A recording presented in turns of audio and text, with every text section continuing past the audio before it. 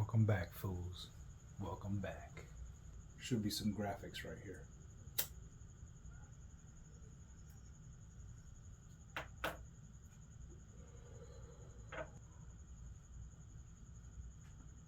Alexa, play.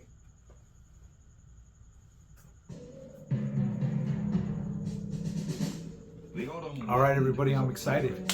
We are back.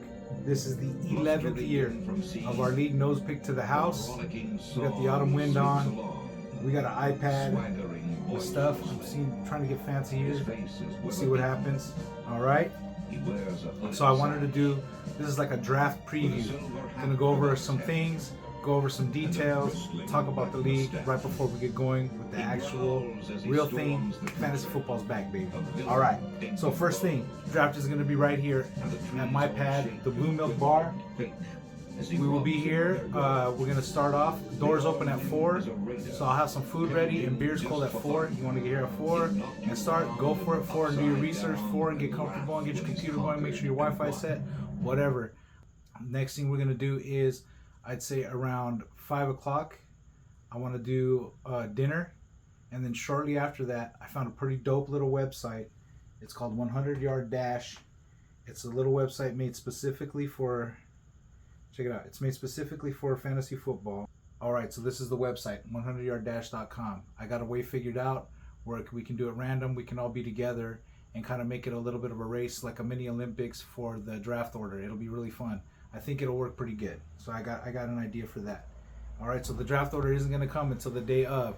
So just so you guys know, the day of we're doing the draft order. So bear with it. Practice from a lot of different spots. All right. So like I said, food at 5, draft order 5:15, 5:30. Then we got 30 minutes, 35, 40 minutes to prep. And then somewhere around 6 o'clock, I want to start the draft. If it's a little later, somebody can't be there till 6:15, 6:20, who cares? Seems like we're fine just getting it started, just having at least we know everybody's going to be there or going to be ready. But let's try to be on time because Chris is doing it from out of town. So he's going to have to map out his time a little bit. He's a new college boy. Congratulations, Chris. All right, let's see. Next thing. I took notes, made papers and stuff. Good luck to me. All right, so first I wanted to say, we've been going for 11 years now, and after 11 years, there's some people we left back that aren't with us anymore as far as in the league, but I wanted to shout out my cousin Irene, Flor, Jess, who was one of the OGs, Anthony Soror, one of Nate's homeboys. Thanks, Anthony, for coming in 1 year and donating your money. That was appreciated. Luis, good job. You actually didn't do too bad, but thanks for coming in. Brett, thanks for donating, man. We appreciate it. Brett was in the league. That's my brother-in-law. All right. And then also we have my cousin Anthony, Dirty Sanchez, who was in the league for a while. He's a former champ. Got my boy Larry. He's a former champ and also a runner-up for the few years he was around in the beginning. So shout out to Big Lair. Miss you, brother. And then actually we got, of course, the world famous giant teddy bear. We miss him. We all shed a tiny tear for our boy Daniel, the Steelers fan, the big guy. We miss you, dude. He was always a good opponent. He never quite took it all, but he was always a good opponent and a steady Eddie for sure. All right. And then there was a team back in the day that had Diego and Roman on it that I believe took 3rd place.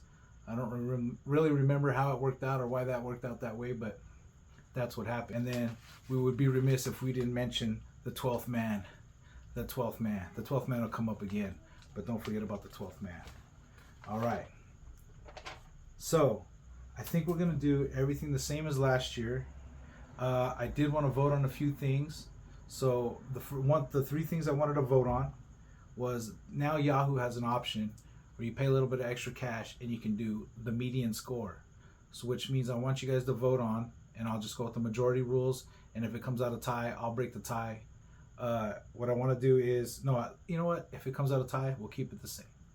If it comes out one, it has to be a little bit more of a majority in order to change it. But what median is everybody's going to play 2 games every week, 1 game against your opponent and 1 game against the median score. In other words, they're going to average everybody's score, come up with a number, and if you beat that number, then you get an extra win. If you don't beat that number, you get a loss. So that's one thing I want to vote on. You guys let me know what you want to do. So that's one thing. All right. Second thing, I want to vote on making the trade date 1 week later. I feel like every year it comes up to be just 1 week short of what we really wanted. So I'm thinking 1 week later for the trade date. That's the second thing I want you guys to vote on. Let me know. All right, the trade date 1 week later. All right, and then like I had mentioned, we're gonna do the 100-yard dash for the website, and I think I wanted to vote on one more thing. Oh, and then Yahoo came up with the option of a 7 playoff team. 7 teams make the playoffs. Excuse me. Shut up, B-Dub. 7 teams make the playoffs. I'm putting it to a vote. It's fine if everybody votes it down, or if we want just a little bit more action and one more to sneak in. I think there's a way where there's like some bye weeks, and like 7 plays against 8 or something. I don't know, but we'll figure it out and make it a 7. I think only the number 1 gets the bye probably, but I'll look into it. But vote on that as well. So, and what I was gonna say is, I really appreciate. I want to get this YouTube going for us, so I appreciate if you guys comment on your answer. So if you answer in the comments, or you make your vote on all 3 of these things. So remember, extending the trade date a week, right? And then going with median score, so 2 games per week. And then the last thing I want to vote on is whether or not we have 7 teams in the playoffs. Mention the 100-yard dash. That's going to be fun. And let's see here. All right, like I said, we'll have some heats going, and we'll have a good time with that little mini Olympics. So the purpose of this video, what I wanted to do is just kind of go over everybody. It's kind of nice. We have basically the same people in the league for the last 3 years. A couple of differences, but not actually too many. Most of the people are all the same. I'd say 90% of it. So what I thought would be fun is just kind of going over everybody's record from the and how they're doing and how they've done in the league for a little while. So I took a few notes. Bear with me. We're going to start with bottom to top as far as how we finished last year. So Cassandra finished last year.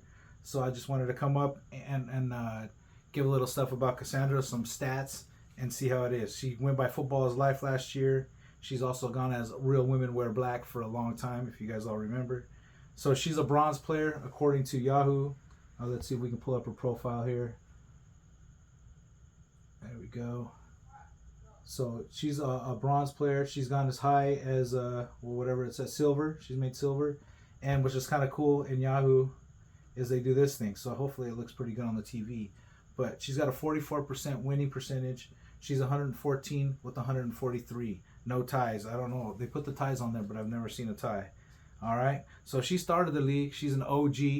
She's an original for sure. So she's been in the league all these years. I think she skipped 1 year where we teamed up together more or less, and then she's been a part of the league the whole time. She hasn't been in the playoffs since she made it in 2015 and 2019, but she hasn't been in the playoffs since 2019, and she is riding a 10-game losing streak out of last season. So that's rough. That's not a good thing. And so what I noticed about Cassandra, she always has like a really good draft. She drafts really great, and then she doesn't make probably enough moves on the waiver wire to get her team going probably the best that she wants it to be. So it's just being active, and I know she's real busy, so sometimes it's hard to do, but maybe she needs to find like the perfect little Twitter account to follow, or Instagram to follow, or TikTok. I know some people on here like TikTok. Find a good little TikTok to follow and get some rapid information so she can make a little bit more moves to do a little bit better. And I just wanted to mention that she's coming off of a championship in her other league, her all-girls league. She's coming off a championship. So, and though that league has 10 teams, and I think she has the advantage of 10 teams because she drafts so well, that she ends up with the stronger team even all the way down the line, because there's not as much movement on a 10 team. You got your guys, you know what I mean? So, Cassandra, we're looking forward to you coming up and doing a lot better this season. I know you got one in you, babe. We should all be worried because you're due. Next up, we have myself. It feels weird talking about myself, but not really. I tell stories all the time about shit I did, so it's not that crazy. All right, so I have a 46.8 winning percentage. Not very impressive. I'm a 3-time gold player, but never one of those diamond or platinum players, right? I do have the 2 championships, so that's something for me. And I'm on a 6-game losing streak. That really sucks, but that's why I ended up in second to last place. I made moves that definitely didn't pay off. I thought I did some things that were going to work out in the end, and they did not. I've managed 20 teams, it says here. And as a matter of fact, this winning percentage right here, if adjusted to leave out good old, what was they called? A 12th man. 12th man came back up. 12th man, the actual winning percentage is 48.4. So it goes up a little bit if you just erase 12th man from my history, the wins and the losses. I missed the playoffs last year, but 3 years before I've been in the playoffs. Like I said, I'm on a 6-game losing streak. I've been in the playoffs in 2013, 2015, 2017, 2019, 2020, and 2021 where I took the championship. I need to do a hell of a lot better than I did last year. Good luck to me. All right. Sorry if this is taking a while. Fast forward to your own self if you want. And now we have Fred. Fred is here with a 44.7 winning percentage. He's a bronze player. He has been a gold. He goes by Bo's Trucks Boz. He goes by Fred. He goes by Last Man Standing. And he's been playing since 2013 in our league. No, he hasn't been playing in our league, but he's been playing since 2013.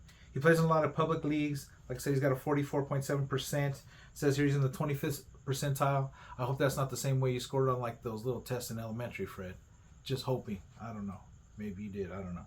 All right. And then his record is 84 and 104, which is a little rough. I feel like he leaned on the Chiefs a little hard in the early days, and that might have cost him when they didn't have Mahomes, right? So that could have been the thing. He's been in our league since 2014. He's been in the playoffs 4 times. In 2016, 2017, 2018, 2019. He was in the top 3 in 2017 and 2018. So Fred has had a sniff. He's had a sniff for sure. Let's see here. He's in a playoff drought, but he's riding a 4-game winning streak, it says here. And he's finished strong last year, and he just missed out on the playoffs. He did just miss out on the playoffs. I remember that. And if you didn't know something about Fred, he loves to fish. Next up, we have Easy Eric Wright. No, I mean Easy Eric Wildhagen, my bad. You can see how I can get him confused, though. All right. So Easy is one of the good players. I would say good. He's one of the great players in our league. He's great in his league, but he has no championships. He's come up short a lot. He's a playoff staple. He makes a lot of great moves. He always has a strong team. He always ends up with some really good running backs somehow, some way. And I'm saying he's due. Easy's due. So let's see here. He's a gold level player. He has 2 accounts, I noticed. But on the one that we're playing on, he's a 55.1% winner. And on the other one he's on, I think he still has a really good percentage of wins. So he's a playoff guy. 2021, he's been in the playoffs. He's been in 2019, 2018, 2017.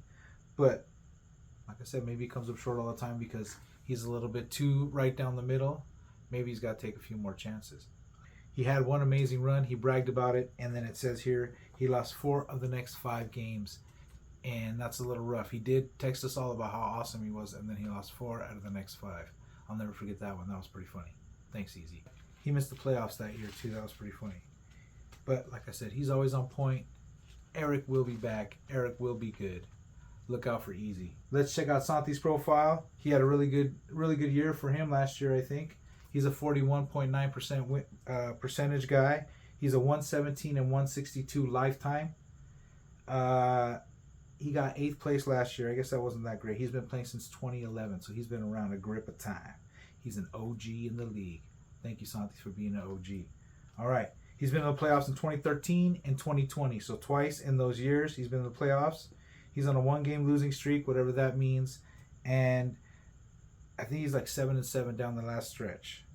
He needs to be a little more active on the waiver wires, what I deducted from my research. And Kittle and Cup let him down last year, but I hope nobody picks Kittle again because I'm not going to. No, you know what? Somebody pick Kittle. Go for it. Jacobs, he didn't do it all. He had everything, but he wasn't enough, dude. He got Jacobs, and it didn't do it for him. So we're looking forward to Santi. He's due for a playoff run, and he's only allowed 1 hour of football a week because he's got to do a lot of grocery shopping and stuff, dude. You know, he's at the Costco, the Bed Bath & Beyond, so he's got to cram up to it, and he's got to find the right TikToks or whatever to kind of seal his deal as well. I believe Ken is next. Thank you, Ken, for participating all these years. You're one of the good guys. I'm glad to know you through this. Very lucky. Thank you, B-Dub and Eric, for getting him in here. He's always been a solid player. Obviously, the only other back-to-back champion aside from myself. He's the man. So, he's a fellow back-to-back guy, like I said. Ken Sullyball Sullivan. He doesn't change his name often. And it says here his name is getting good run because he's Ken. And Ken is going to be the #1 Halloween costume this year for sure, right? Like, without a doubt, everybody's going to be Ken for Halloween. And I hope Ken just rolls out there like he is, dude, just steady Eddie with his glasses. Ken's an awesome player, like I said. I think he has the highest rating out of all of us at 806. I might be wrong. He's sitting at a 58% winning percentage, 220 and 156. He's done 24 teams somehow. He's done a lot of teams. He's been playing since 2014. He's played in 3 leagues some years. So I don't know if he padded those numbers against like some dudes that gave up on the public league. I'm not sure. No, I'm just kidding. I don't know. I'm sorry, Ken. Yeah, I have no idea who the other leagues were, but I know he's in Eric's league and my league, but he's done well all over the place. He's got a 58%. 58. Damn. All right. He's on a 4-game losing streak. That's not like very Ken-like. He's always in the hunt. Let's see here. He was a champ in 2017, champ in 2018. 2019, he took 3rd place. In 2020, he was in the playoffs. 2021, he was in the playoffs. He's a 5-time playoff guy in 7 years. So Ken is a staple as well. Ken is always in the hunt. He's gone back-to-back. He has an algorithm, if you didn't know. So look out for Ken. All right, next we have another former champion who we all know and love. This guy. Let's see here. It says here he's a platinum player and he's got a 58% winning percentage, which I believe tops even old Ken. Oh no, he's just below Ken. He's got a 58.1. Sorry, B-Dub. 58.5. Wait, did you play one while I wasn't looking? I think that passes Ken. Let's see here. 58.5, 58.1. I don't know why I have yours wrong, B-Dub. 58.5 as well. He's tied with Ken. He's a 4-time platinum player. He's Brian Wildhagen, and he's a 1-time champion in our league. All right. Along with his brother, he is a league original. He's been playing since 2011, which is dope. He's been playing in other leagues since then. He was the champ in 2016. He's the all-time shit-talking champion, for sure. All right. He had 2nd place in the OG year, 2014-2015. He was in the playoffs. 2014 and 2015, he got 2nd place. Sniffed it again and again. And then 2016, 2017, 2018, he was in 3rd place. This guy is all over the top, all over. He's always pecking away at maybe getting the championship, but he's got 1. I have 2. I have 2. His homeboy Kenny Barton has 2. His son has 1, like he does. Okay. He has 4 top 3 finishes, like I said. He always swings for the fences, so when he makes some moves, they work out. You know, like he takes some tough moves. Sometimes they don't, sometimes they do. He recognizes talents. He takes chances, and some of those chances work out for him. He's always on the wire, as they say. He works the waiver wire, and he's in the UPS truck listening to fantasy football and politics all day long. He just absorbs knowledge. He's the best. He's improved this league very much. We are much more legit because he texts me on the side when shit gets a little bit not legit or a little bit like maybe unfair in one way or another. He lets me know, along with all you guys. He lets me know, and I try to shake it out. So I appreciate it, B-Dub. This league is good because of you. We've all had to step up our game because of you, and I think we're all better fantasy football players because we got to go against you every year. Damn it. Good luck this year, fool. Next up, we have Corey Wildman Wildhagen. He's a silver player. Let's see here. And he goes by Ligma Balls, amongst other things. And last year he was a waiver wire king. He made small moves, and he still finished close to the top. He made it to 5th. We'll see what he can do this year. It says here he's 96 and 90 with a 51.6% winning percentage. So that's pretty good. Let's see here. He started in 2018 in our league. He's been doing a great job ever since. He's taken 4th in 2018, 2019. Like I said, he's already got a championship in 2019. 2020, he took 3rd. 2022, he was in the playoffs. He's been in the playoffs 4 out of 5 years. He's two top 3 finishes. And let's see here. Obviously, he's a good fantasy football player. I like how he goes for the young talent. Overall, he loves the young talent. That's his thing, which is cool. You know, like he recognizes it. A lot of rookies in his repertoire, and it ends up working out for him. And if you guys don't know and nobody has Twitter or X or whatever the hell it's called, Corey got retweeted by OBJ one time, Odell Beckham Jr. Artwork he drew of Beckham's sweet ass catch. I don't think I'll hurt myself if I do it exactly, but just wanted you guys to know. Check that out one day. It's got like 10,000 retweets or something. It was pretty dope, dude. I'd love to see that, dude. That was awesome. All right, and let's see here. He comes all the way from San Francisco to join us. not San Francisco where the poop is, but like by the ocean where he overlooks like this forest and stuff like that, and he has to shoo away the deer when he's mowing his lawn. It's pretty dope. All right, great job, Corey, and glad you're making it all the way down to come see us. You're the man, dude. Who I always get confused with Marcus and Chris's team names because they're always the same level of humor and ideas, more or less. But this one's Marcus. And Marcus last year, it says here he came in, I'll go back just because I didn't see. He came in 4th, which is a hell of a run for Marcus. He's been doing good for a long time. He started in 2015. It says here he's 104 and let's see if this pops up. He's 104 and 96. He's got a gold right now. He's a 52% winning percentage. Let's see, 2016 he took 3rd. 2017 he was in 2nd. 2020 he took 2nd. So he's been around, he's been out there. 4th place last year. 3 top 3 finishes. He's a 4-time playoff guy since 2015. So Marcus, he's always in there too. He's a good player. All right, he takes chances with his trades. He puts stuff out there. He makes trades. So you know he puts things out there that could or could not work and are tempting to people, which is a lot of fun. He's joining us from Oregon. He's a Duck these days. Congratulations to Mark. He's doing his thing, but he's making his way all the way down from Oregon to see us and draft with us and be live and show us his mustache. Thank you, Marcus. I look forward to seeing you. Next up, we have Chris. All right, so Chris is a 51.6% player, and he started with us in 2020. He's a young buck, but he's always played pretty well. He's makes a challenge, and he got 3rd place last year, so you know he's in the hunt. He's a silver 3-time guy. 2019, he came in 8th place, says here, but 2021 4th, 2022 3rd. So when he started off a little slow, but the last couple years he's definitely been in the hunt. He offers trades and he gets wins. That's what it says right here in my notes, and that's true. He's doing a good job. He's going to college and playing baseball in Menlo, which is up north near Corey, as a matter of fact, in the nice part of San Francisco. I think in the woods too. I think he has to shoot deer when he goes for fly balls. They have one hand for the deer and the other hand for the ball. It's pretty good. All right. He got lasered up, so when we see him on the FaceTime, he has no glasses. He looks very different. It's kind of cool. He's still real smiley and a good-looking guy. Good luck to him playing in college and baseball. And hopefully he can keep up with his busy work and keep up with Marcus because he's way out there. Good luck, man. And hopefully you got a run in you, Chris. Hopefully you do.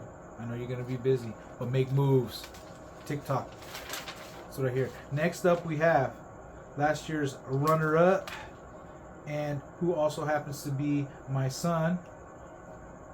He has an equally untasteful name that I'll skip by. Nate is a gold player. He's got a 47% winning percentage. He's a 49 and 54 overall record. He's a league original, and then he went away for a few years and he came back. So let's see here. He was gone from 2013 to 2018. In 2018, he came in 7th, but he made the playoffs because it was a bigger league that year. And 2019, he came in 12th. 2020, he came in 9th. Couple rough years there. But 2021, 2nd place. 2022, 2nd place. So he's made the playoffs 4 out of 6 years. He's been right there at the top for the last 2 years. We got to look out for him, dude. We got to look out for him, man. He made 55 moves last year. He was all over the wire. He does his thing. And back-to-back 2nd place, like I said, that's crazy. But he got worked in the final. It wasn't even close.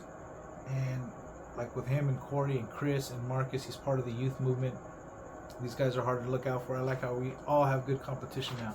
Great job, son. Good luck this year. 2nd place, 1st place. I don't know, dude. I don't know. You might have had your run already. Maybe not, though. Maybe not. Or maybe I'm just talking shit. All right, last but not least, it's Cucamonga Cracker Killers. But trust and rest assured, the only crackers he kills is a big sleeve of Ritz. Maybe some saltines with a little butter on top. It's good, dude. Try it. You should try it. All right. He's a 2-time champ. Daniel is another 2-time champion. So we have myself, a 2-time champion. I just wanted to bring it up one more time. I won one time back to back. Ken, back to back. Daniel, he's won 2 championships, but not back to back. All right. He's been playing since 2014. He's a bronze player currently. Let's see here. But like I said, he's got 2 championships, and he's a 156 and 170 record. He wins a lot more when there's IDP, but we don't have that, unfortunately, or else he'd be a lot better. Sorry, Daniel. All right, and then he's the most veteran. He's 3-time gold. Like I said, he's got more wins and losses than anybody else. He's the most prolific fantasy player we have. That's a lot of games he's played. I don't know. That's a million teams, it seems like. So like I said, in 2015, he got first place his first year. 2016, he got second place. And then 12th place. And then he was 5th. And then he got into the playoffs. And then 2019, 2020, and 2021, 14th, 13th, and 12th. He had a horrible run for 3 years in a row. But then guess what?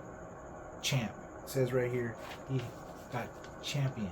So you can have a bad run and still get all the way to the top. Like I said, he's a gold level. He's been in our league for a long time.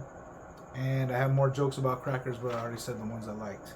So Daniel, you make great micheladas. And I'm looking forward to you not winning the championship next year, but another Daniel winning the championship, or Dan, shall we say. So those are all my notes. I know I kind of flubbed it up. Please give me a chance. This is going to be like a 30-minute video of me talking all kinds of nonsense and being nervous and effing up a little bit here and there. But I appreciate you guys watching. If you made it this far, or if you just watched your own self, I understand.